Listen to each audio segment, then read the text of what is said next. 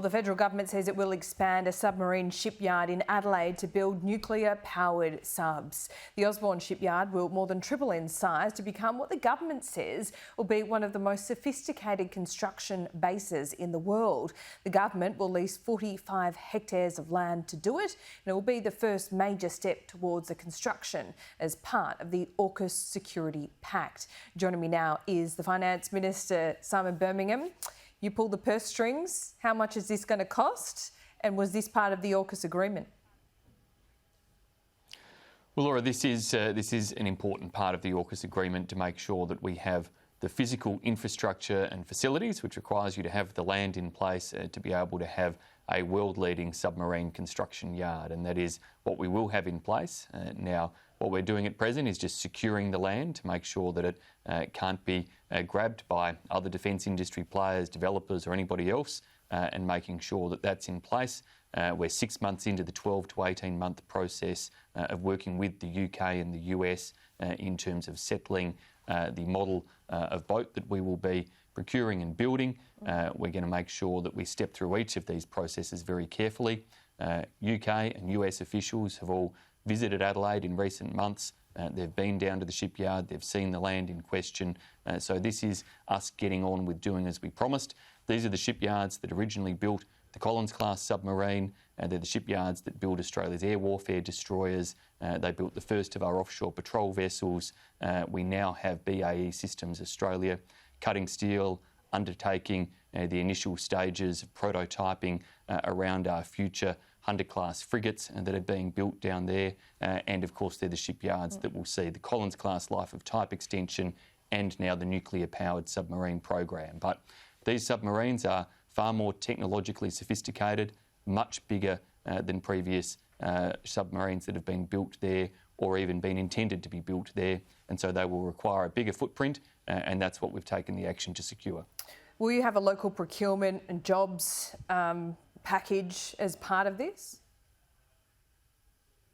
When we come to building that shipyard, we will absolutely be looking to use local contractors and provide local jobs as much as possible, just as we will be doing with the significant upgrade to the Henderson shipyard in Perth, and as we will be doing when we settle on the site for an East Coast base for our submarine fleet to work alongside that West Coast base in WA. So what you can see there is the long-term and strategic planning about building the submarines, sustaining the submarines and operating the submarines, and the different sites across Australia, east, west and central sites that will be so crucial to doing that. This is great, but it still seems that we're getting a few subs in 15 years where China might have a military presence in the Solomon Islands next year. Well, this is long-term planning, but it's not the only thing we're doing. I took you through some of the other naval shipbuilding activities that we have undertaken and have underway at present, making sure that we secure additional capabilities, and that includes the current frigate build, the upgrade to the Collins class that will provide enhanced capabilities there and extend their life quite significantly while the nuclear-powered submarines are procured. But they, again, are not the only things that are happening. Recently, we announced the projections to uplift our Defence Force employment by some 18,000 over the course of the next decade. We're able to do that because we've already increased the Defence Force budget, and we continue to grow that out over the next few years. That's allowing other investment in other technologies, and under AUKUS working through areas of missile capabilities, areas of artificial intelligence capabilities, crucially areas of cyber cooperation as well. And through the budget process, people will see just how we're investing further in ensuring Australia's defences are as secure as possible in these very uncertain times. AUKUS partnerships with countries the likes of the United Kingdom and America is crucially important, but don't we have a look at the news today and say, well, those smaller partners, our neighbours, those relationships are just as important strategically. How have we allowed Chinese money to have such an influence in the Solomon Islands? Laura, the first point to underscore is what we would always say, is that we respect very much the sovereignty of each of the independent nations in the Pacific. Those Pacific Island nations are part of Australia's family. We value them, but we respect their sovereignty, and we urge them to also respect their own sovereignty and to work to preserve that.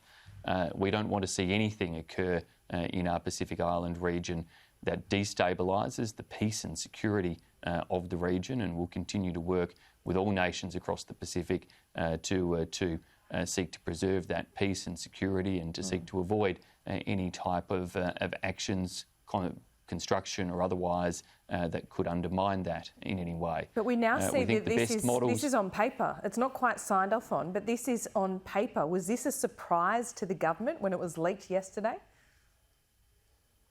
Laura, look, I won't go into what might be surprises or otherwise, intelligence briefings or discussions with foreign governments or the like, which we hold confidential.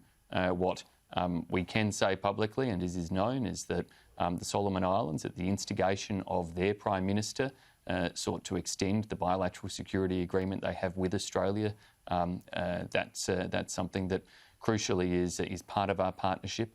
That in working with the Solomon Islands, Australia played a leading role in responding to instability and uncertainty there by putting our police forces with Defence Force support on the ground to assist them during recent troubles, as we've done before. But we were supported by other Pacific Island nations. And crucially, that is the model that we think is most important for all of the Pacific family, that we should have Pacific responses to Pacific problems.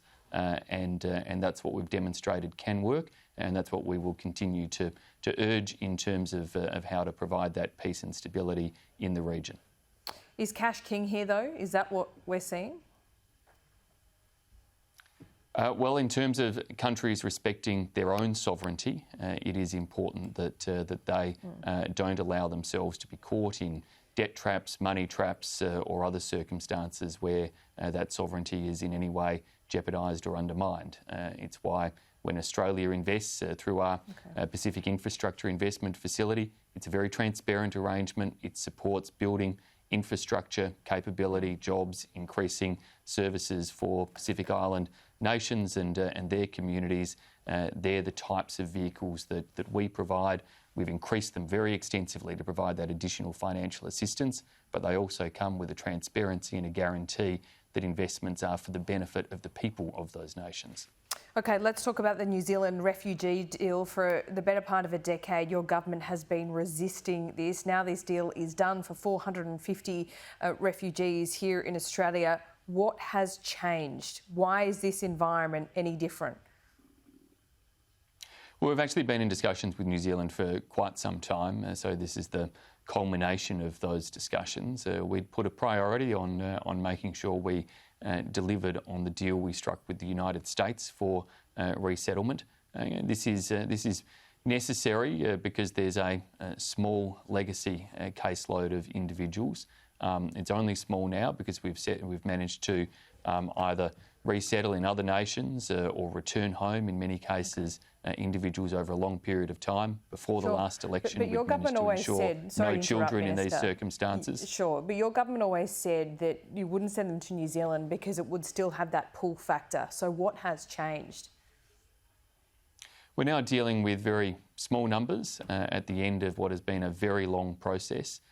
We're confident that under our policy settings, we will manage to continue to deter boat arrivals. And one of the reasons it's a small number is because we haven't had those boat arrivals for years, because we have been successful in all aspects of deterrence, and all aspects are the crucial thing to maintain. We've got an alternate Prime Minister running at this election who said that he didn't think he could turn back boats. Unfortunately for him, that is part of the deterrence factor, and that is one of the things Australians will have to weigh at this next election. A Prime Minister who initially as Immigration Minister did manage to stop the arrival of illegal maritime vessels and entries into Australia, and from that has avoided the humanitarian catastrophes that come with that in terms of drownings at sea, or indeed the need to detain people for long periods of time to provide that deterrence factor. We now don't need to do that because we don't have the arrivals. Anthony Albanese would risk restarting that given his stated beliefs. OK, well, we are well out of time, so I won't bring up the South Australian election result. We'll leave it there. Finance Minister, thank you. Happy not to. Thank you, Laura.